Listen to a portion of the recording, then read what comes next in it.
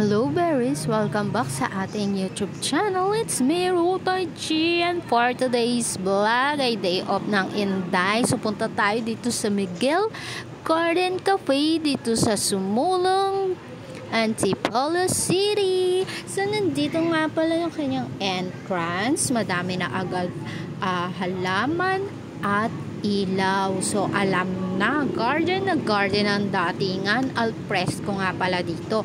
At madaming parking area. Madaming pwedeng mag-park. So don't you worry na mga may sasakyan at motor. Andito naman yung entrance nila, 'di ba? Nakaka-freshness. At pagpasok nga namin sa kanilang cafe ay pinaupo muna kami sa gilid para naman hanapan kami ng upuan. Then nandito nakalagay yung mga paninda nilang banana chip, sampalok na worth 250 pesos. At dito na kami pinaupo ng staff, inassist nila kami, sa bandang dulo kami.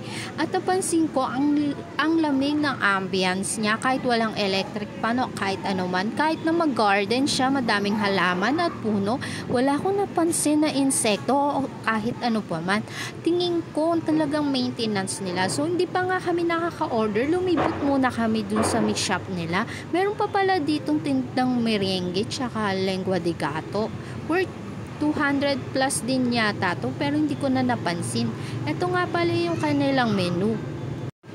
At medyo may kadamihan yung kanilang menu. Meron nga pala silang bago, yung fried chicken na whole na 559. So mamaya tignan natin kung masarapan. Meron din nga pala silang kiddie meal na fried chicken na may spaghetti, ganun.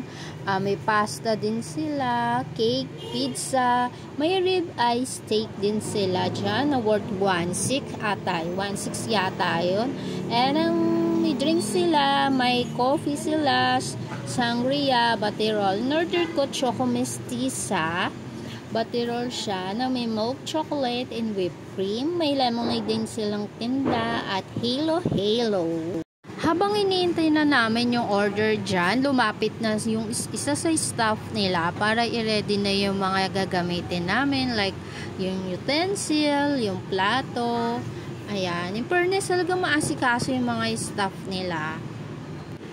Nung time kasi na to, medyo busog pa kami. For the kwento lang ako. Ang dami na din namin napuntaan dyan. Yung bandang mga alauna kasi. Kumain na kami sa SM Grand. Then mga bandang alas 4, kumain ulit kami ng pansit. Then ito nga, mga bandang alas 8 siguro to. Ayan, kakain na naman kami ng pizza tsaka ng chicken na in-order namin. For the busog kami, bondat na kami that time. So, pero kakain pa rin kami para diretso dinner na din yan. Pag sila tita talaga ang kasama mo, walang time para magutom ka eh. So, ito na nga yung in-order namin na nachos na i-relate ko siguro to ng 7 out of 10. Medyo hindi ko alam, pero baka cheese, wala siguro siyang cheese, mayonnaise lang, pero ang dami niyang giniling. Then umorder sila ng mango shake tsaka ng cucumber. Then ako yung baterol na mestiza choco mestiza baterol. Pero napansin ko doon sa in-order ko, parang wala siyang whipped cream. Pero sabi nung staff, meron daw. Pero yun, syempre, kung ikaw alam mo, tingin ko wala talaga siya. Pero masarap naman siya. Ayan, umorder kami ng pizza, 2, 3 cheese, tsaka yung isa may basil leaf. Di ko alam kung anong tawag doon. Basta yun. Then yung fried chicken na buo. In fairness, yung chicken niya masarap din. Pero wala namang talagang wow factor, pero yun, may crunchiness naman siya. Ayun, overall, nagustuhan din naman namin, pero yung sa nachos lang na medyo, ewan ko ba, parang dryness. So, yan lang, berries. Thank you po sa panonood ng video na to. Bye-bye!